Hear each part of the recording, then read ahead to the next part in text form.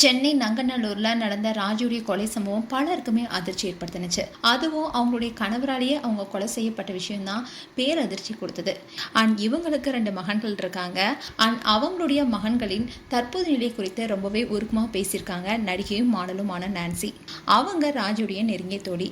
இந்த சம்பவம் குறித்து அவங்க பேசியிருக்காங்க. அதுல அவங்க என்ன சொல்லியிருக்காங்கன்னா, ராஜியே எனக்கு 4 வருஷமா தெரியும். அவங்க வேலையில ரொம்பவே டெடிகேஷனா இருப்பாங்க. எப்படியாவது வாழ்க்கையில முன்னேறணுங்கிறது அவங்களுடைய ஆசையா இருந்துச்சு. அதுக்காக ரொம்ப கஷ்டப்பட்டு உழைப்பாங்க. அவங்க ஒரு சாதாரண வியாபாரியே இல்ல, தன்னுடைய முயற்சியால வாழ்க்கையை கட்டி எழுப்பிய ஒருத்தவங்கனே சொல்லலாம். ராஜி குடும்ப வாழ்க்கை பத்தி நான்சி என்ன சொல்லியிருந்தாங்கன்னா, அதாவது அவங்க பசங்க மேல ரொம்பவே பாசமா இருந்தாங்களா, அவங்களுக்காக தான் அவங்க இந்த அளவுக்கு கஷ்டப்பட்டு உழைச்சாங்க. ராஜிக்கு 2 பசங்க இருக்காங்க. ஒருத்தர் ரஷ்யால மருத்துவம் படிச்சுட்டு வராரு, இன்னொரு பையன் சென்னையில மருத்துவம் படிச்சுட்டு வரதா சொல்லியிருந்தாங்க.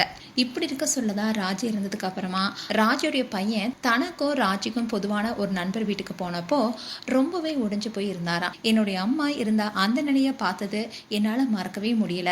எங்க அம்மா ரொம்ப நல்லவங்க, ஆனா அவங்களுக்கு இப்படி ஒரு நிலை வந்திருக்க கூடாதுன்னு அவருடைய மகன் ரொம்பவே உருக்கமா உடைஞ்சு போய் பேசினாராம். அந்த தருணத்தை என்னால மறக்கவே முடியாதுன்னு சொல்லியிருந்தாங்க நான்சி. அது மட்டும் இல்லாம ராஜி இறந்த அடுத்த நாள் எக்ஸாமா அவருடைய மகன் எழுதியிருக்காரு. அதை பத்தி அவங்க என்ன சொன்னாங்கன்னா, அம்மா நாங்க நல்லா படிக்கணும்னு ரொம்ப ஆசைப்பட்டாங்க. எனக்காக ரொம்பவே கஷ்டப்பட்டு படிப்பு செலவுகள் எல்லாமே அவங்க தான் பார்த்துக்கிட்டாங்க. அதனாலதான் அம்மா இருந்ததுக்கு அப்புறமா எங்களால் வீட்டுக்குள்ளே இருக்கவே முடியல, ரொம்பவே கஷ்டமாக இருக்குன்னு ரொம்பவே உடைஞ்சு பேசியிருக்காங்க ராஜுடைய மகன்கள். இப்படி ராஜோட மகன்கள் அவங்களுடைய இறப்புக்கு அப்புறமா ரொம்பவே மனம் உடைஞ்சு போயிருக்காங்க. அண்ட் ராஜோட மகன்கள் இப்போ அதிரடியாக ஒரு விஷயத்த செஞ்சுருக்காங்க. அதாவது அம்மாவுடைய கனவை நிறைவேற்றுங்கிற மாதிரி ஸ்ரீ சாய்சல் கடையை மீண்டும் தொடங்கியிருப்பதாகவும், அதோட அவங்க அம்மாவுடைய பழைய ரெக்கார்டிங் வீடியோவையும் இப்போ போஸ்ட் போட்டிருக்காங்க. இது எங்கள் அம்மாவுக்கு சமர்ப்பணம்னு சொல்லியிருக்காங்க. இப்போது இந்த வீடியோவும் சோஷியல் மீடியாவில் ஹைலைட் வருது.